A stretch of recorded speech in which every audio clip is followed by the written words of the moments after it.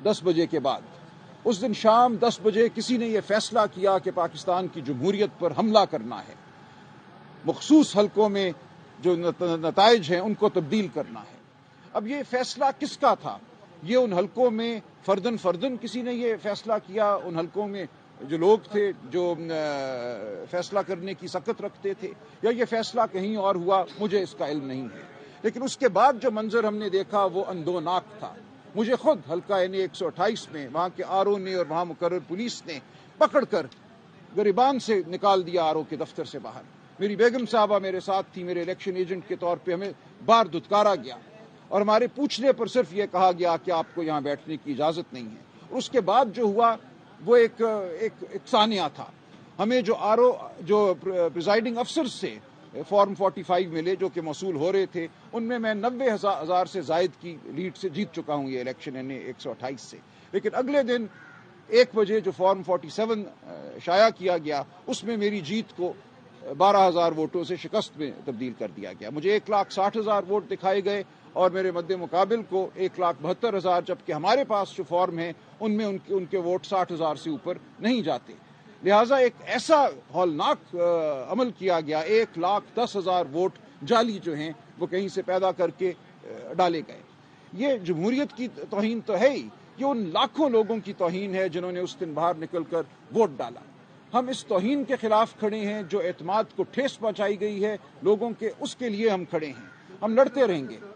یہ بتائیں کہ آپ اس سے پہلے مسلم لیگ نون ابھی جو الیکشن میں اس کی بینیفیشری ہے، آپ میاں نواز شریف کے لیے کروڑوں روپے فیس لے کے آپ ان کے کیسز لڑتے رہے، آج آپ کو کیسا لگ رہا ہے کہ ان کی جماعت جو ہے وہ اس دھاندلی کے نتیجے میں حکومت میں آ رہی ہے؟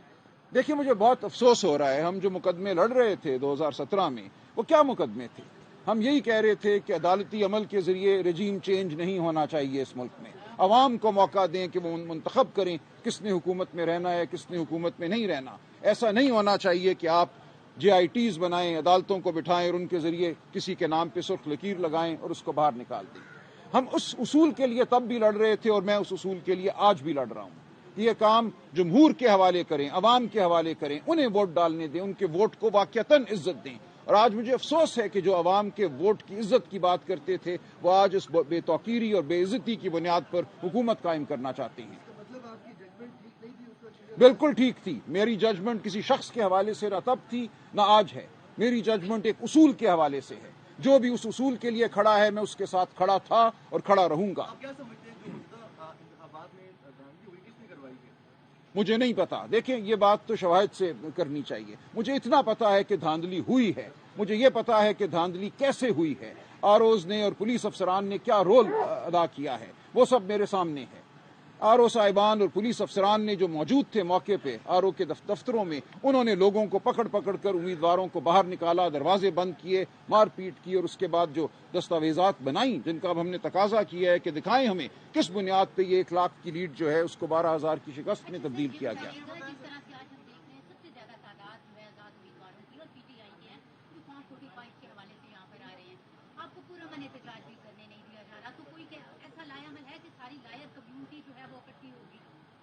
دیکھیے لائر کمیونٹی شاید نہ اکٹھی ہو، اور یہ ضروری بھی نہیں ہے۔ میں سمجھتا ہوں عوام کو اکٹھا ہونا چاہیے، ہر شریف النفس شخص کو اس معاملے میں اکٹھا ہونا چاہیے۔ اس کا تعلق سیاست سے نہیں ہے، یہ سیاست سے بہت اوپر کی اصولی بات ہے۔ لائر ایک چھوٹا سا حصہ ہے معاشرے کا، معاشرے کا آپ سب حصہ ہیں، معاشرے کا حصہ عوام ہے۔ ہمیں بطور عوام، بطور پاکستانی احتجاج کرنا ہے کہ ایسا مت کرو، اس کا بینیفیشری کوئی بھی ہو، اس سے مضروب کوئی بھی ہو، ہمیں اس اصول کے لیے کھڑے ہونا ہے۔ سلمان صاحب بتائیے گا، ہم دنیا چاند پہ پہنچ چکی ہے، ابھی تک ہمارے سسٹم جو ہے 10 بجے کے بعد اچانک بیٹھنا شروع ہو جاتا ہے۔ یہ دیکھیں جان بوجھ کر ہوتا ہے الیکشن کمیشن کے باہر آپ موجود ہیں، یہ ہمیشہ سے ہوتا آ رہا ہے۔ سر ایسا اس سسٹم پہ کیا کہنا چاہیں گے؟ اس پہ کھل کے بات کیجیے گا کہ یہ سسٹم اچانک سے بیٹھنا شروع ہو جاتے ہیں۔ دنیا میں کتنی زیادہ ترقی ہو چکی ہے اور ابھی تک ہم اسی بات پہ اٹکے ہوئے ہیں کہ ہمارے نتائج کو 3 دن لگ جاتے ہیں۔ سر اب ہم انڈیا جیسی ایک 1.5 ارب آبادی والے ملک نہیں ہے، 24 کروڑ ووٹ ہے، تو 24 کروڑ میں سے کچھ ووٹ پڑے ہیں، ابھی 24 کروڑ بندے نے ووٹ نہیں کاسٹ کیا۔ اس سسٹم کے بارے میں کیا کہنا؟ دیکھیے یہ تو پھر ایک بات کسی حد تک مفروضے کی ہوگی، لیکن یہ بات تو واضح ہے کہ جو 8 فروری کو انٹرنیٹ بند ہوا، جو 8 فروری کو فونوں کے جو ڈیٹا پیکیجز ہیں ان کو بند کیا گیا. اس کی وجہ سے یہ تمام دھاندلی ہوئی ہے. اگر اس دن انٹرنیٹ بند نہ ہوتا تو پریزائڈنگ افسران اپنے اپنے پولنگ اسٹیشن سے براہ راست الیکٹرانکلی فارم 45 جو ہیں وہ الیکشن کمیشن کی ڈیٹا بیس میں بھیجتے اور یہ تمام جو جھگڑا ہمارے سامنے ہے یہ نہ ہوتا. اس جھگڑے کو پیدا کیا گیا انٹرنیٹ کو بند کر کے, اس دن فون سروسز کو بند کر کے. دیکھیے ہم ہر جگہ استدعا کریں گے, ہر دروازہ کھٹکھٹائیں گے. اعتماد ہو یا نہ ہو, جو کوئی قانونی راستہ ہے اس کو ہم اپنائیں گے. اب اعتماد ہونا ضروری نہیں ہے, ہمارے پاس جو راستہ ہے اس کو اپنائیں گے, ورنہ جو بات ہے وہ تو ہم کرتے ہی رہیں گے. الیکشن کمیشن نے کل ایک فیصلہ جاری کیا جس میں یہ کہا کہ RO 3 میں رپورٹ جمع کروائے اور فارم 47 کو جاری نہ کرے. اس بعد اسی کی ریورس میں آج کو ڈیسیژن دے دیا. آپ کو کس حد تک امید ہے کہ یہ دیکھیے مجھے نہیں پتا, مختلف مقدمات کے مختلف حقائق ہوتے ہیں. کسی مقدمے میں وہ یہ کہہ سکتے ہیں کہ روکو فارم 47 کو, کسی میں کہہ سکتے ہیں نہ روکو. اس سے کوئی عمومی تاثر نہیں لینا چاہیے. سر یہ بتائیے گا کہ 76 سالوں میں ہمیشہ سے دھاندلی کے الزامات ایک دوسرے کے اوپر لگتے رہتے ہیں, درست لگتے رہیں. دیکھیے دھاندلی کا معاملہ ختم کب ہوگا؟ نہیں ہوگا ختم جب تک ریاست فیصلہ نہیں کرے گی کہ دھاندلی نہیں کرنی, نہیں ہونے دینی. دھاندلی کہ ریاستی اہلکار دھاندلی میں شامل تھے. دیکھیں یہاں دھاندلی فریقین کے درمیان بہت کم ہوئی ہے, ہوئی ہوگی وہ, لیکن اصل دھاندلی RO اور پولیس افسران نے کی ہے. تو یہ فریق تو نہیں تھے بظاہر, انہوں نے کیوں یہ حرکت کی؟ کیوں RO صاحبان نے پولیس افسران کو کہا کہ نکال دو ان لوگوں کو میرے دفتر سے؟ قانون کا تقاضا ہے کہ کنسالیڈیشن جو ہے وہ فریقین کینڈیڈیٹ کی موجودگی میں ہوگی. ہمیں نظر آنا چاہیے تھا کہ کون سا فارم 45 ایک پریزائڈنگ افسر لے کر آیا ہے, اس کے مطابق اندراج ہوا ہے یا نہیں ہوا. جب ہمیں کمروں سے نکال دیا گیا تو ہمیں کیا پتا کہ انہوں نے جو نمبر ڈالے ہیں وہ کہاں سے لے کر ڈالے ہیں. سلمان اکرم برادری صاحب, اس وقت آپ الیکشن کمیشن کے باہر موجود ہیں, اندر سے آ رہے ہیں, کیا کارروائی ہوئی آج اور آنے والے دنوں میں کتنے پر امید ہیں کہ جو نتائج ہیں وہ آپ کے حق میں آئیں گے, رزلٹ آپ کے حق میں آئے گا؟